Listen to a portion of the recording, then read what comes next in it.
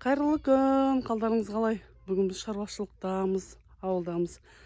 Біз етін ағаш отырғызғаннан деп жерді уже қазып дайындап бастадық.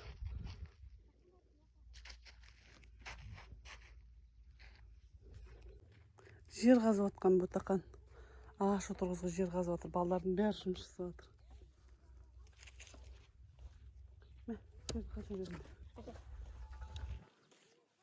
Ана екі досыма күң алып келуге жібердім аналар. Кетіп бара жатсыңдар.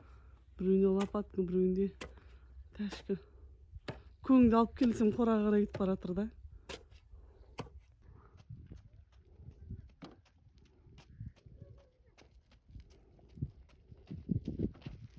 Молодец, Майсат, жарайсың.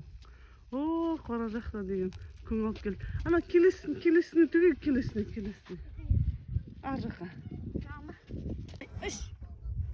Менің достарым дейтін қора жақтан күң әкелді. Жерге осылай салып жатырмыз. Бисмилла деп ағаш отырғызамыз, аманшылық болса. Шырша ағаш болсын, или ұзын қара ағаш болсын. Рахмет, достар. Сәттілік ал бізге. Әдемі ағаш болып ертең көбейе берсін.